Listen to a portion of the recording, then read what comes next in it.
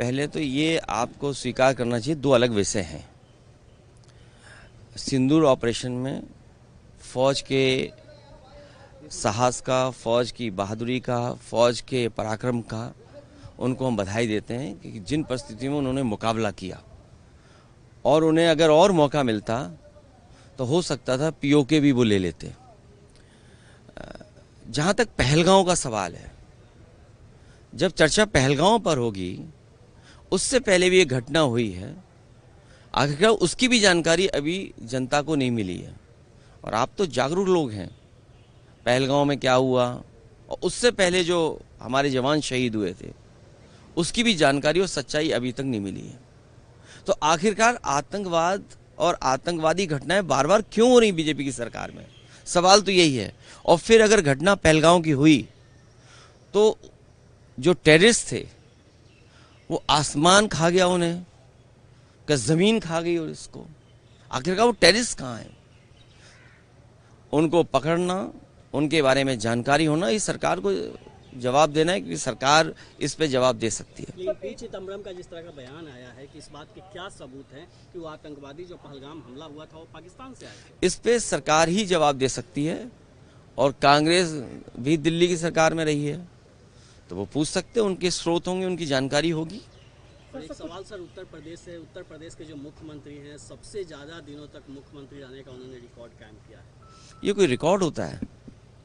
जो काम न करे, काम न करने वाले का अगर कोई रिकॉर्ड कभी माना जाएगा तो उत्तर प्रदेश के मुख्यमंत्री होंगे।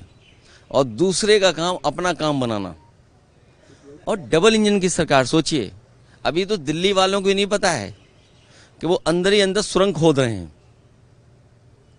लखनऊ वाले अंदर ही अंदर सुरंग खोद रहे हैं, ये बाद में पता लगेगा। इसलिए रिकॉर्ड की बात मत करिए कि इतने दिन रिकॉर्ड, ये कहिए कि कहीं ऐसा तो नहीं है लखनऊ से अंदर ही अंदर सुरंग खोद रही हो। सर, पहलगाम हमला के बाद हम कह रहे थे पाकिस्तान से सब संबंध खत्म किया जाएगा, लेकिन एशिया कप में भारत और पाकिस्तान का मैच। देखिए, विदेश नीति हमारी असफल रही है। हमें दुख है कि जहां भारत का सम्मान दुनिया के कई देशों ने किया, लेकिन जब जरूरत पड़ी भारत को तो कोई देश हमारे साथ खड़ा नहीं हुआ। सम्मान अलग दृष्टिकोण है और हमारे साथ खड़ा होना अलग दृष्टिकोण है। तो चिंता का विषय तो यही है कि कोई देश हमारे साथ क्यों नहीं खड़ा है, जब हम व्यापार दे रहे हैं। चीन को कितना व्यापार दे रहा है भारत, आखिरकार व्यापार रुकेगा कि नहीं रुकेगा? और ये तो हम अपने भाषण में बोलेंगे कि भाई कोई प्रोग्राम बनाना चाहिए ना, जैसे नोटबंदी हुई, कोविड में हम लोगों ने थाली और क्या क्या बजाया, तो सरकार का सुनती है ना जनता। तो सरकार को ये फैसला लेना चाहिए कि अगले 10 साल में हम कोई चीन का सामान भारत में नहीं आने देंगे। इकट्ठा तो नहीं रोक सकते। अब सोचिए, अमीरों का तो सब कुछ आ रहा है, लेकिन गरीब के लिए खाद की जरूरत तो कुछ नहीं आ रहा।